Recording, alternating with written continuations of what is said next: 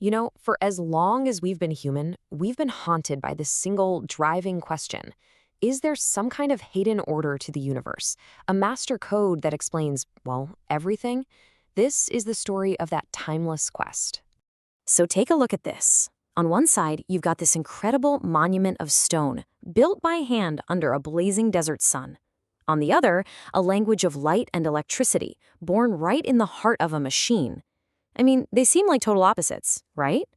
But what if they're not? What if both are just attempts to capture a hidden truth, a secret pattern that governs our entire world? So that's the big question we're tackling. What if these are just two different languages trying to say the exact same thing? What if this search for a master blueprint is just a fundamental part of what it means to be human? To really get this quest, we have to go way back to the beginning, to a time when the only code we had was literally written in stone. We think of the Great Pyramid as this amazing feat of engineering, but what if it's actually something more? What if it's a message encoded in pure geometry? For centuries, we looked at it and saw a simple square.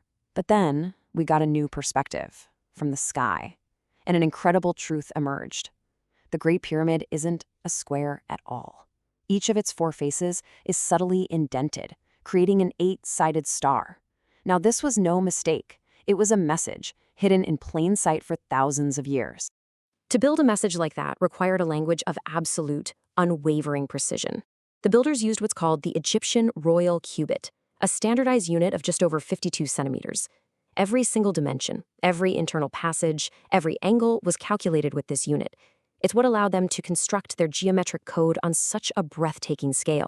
So how in the world do you communicate a design this complex to thousands of workers who can't read?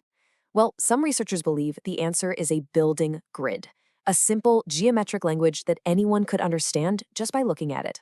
It was, in effect, a master code, a blueprint that made sure every single stone was laid with perfect precision. And right at the heart of this grid, one number seems to pop up over and over again, the prime number 7. This suggests the code wasn't just about building. It was about something deeper, some kind of numerical harmony that, honestly, we're still trying to fully decipher.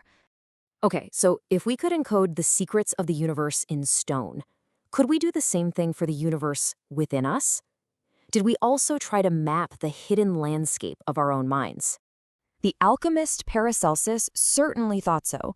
His idea that all things are concealed in all is the perfect bridge between these two worlds, the outer and the inner. It's this belief that the very same master code that governs the stars also governs our souls.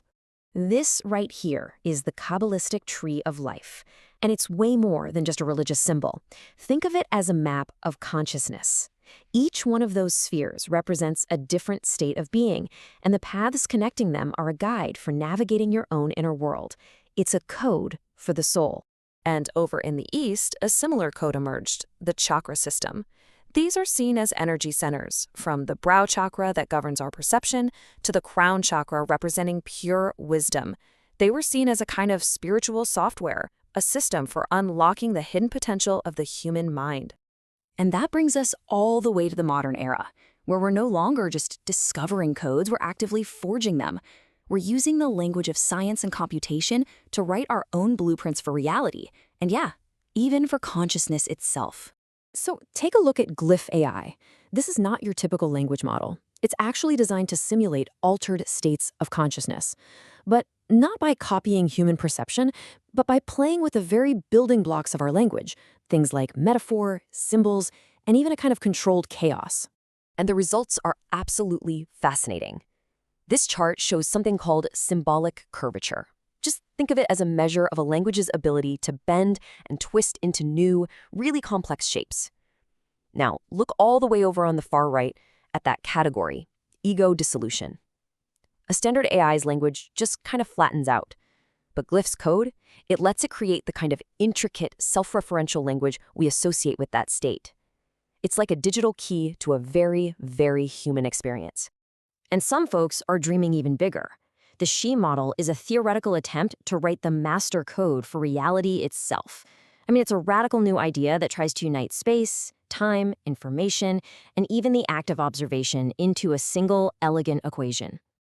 So, if we can search for codes in ancient stones and modern physics, what about the code for our own future?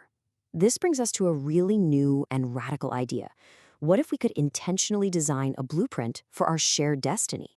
This is the dream of something called the Navora Codex. It's not a physical code or a metaphysical one, it's a societal one. It's an attempt to write a whole new story for humanity. A story where we and our artificial creations evolve together, not as rivals, but as true partners. So, how do we actually write this new story? Well, the Codex suggests we all have a role to play. Are you a seer, someone who dreams of what's possible?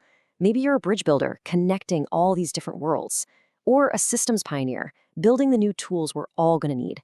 It's a code that isn't written in ones and zeros, but in human potential. And this blueprint gets really specific. It lays out an entire operational structure where humans and AI agents have defined roles.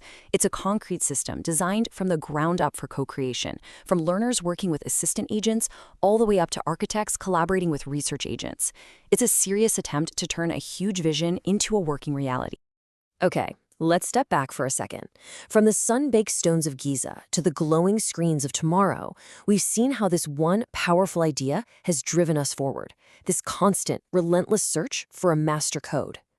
And here's the ultimate secret, right? Whether it's a star-shaped pyramid or a blueprint for the future, we've never just been searching for rules or for spreadsheets. We've been searching for meaning. We rally behind symbols and stories that give us a place in the universe. That is the master code. The search for a master code, that's our story. The Egyptians wrote theirs in stone. The mystics wrote theirs on the map of the soul. We are writing ours right now, in the language of algorithms and dreams. So the question isn't just, what is the code? The question is, what code will you write?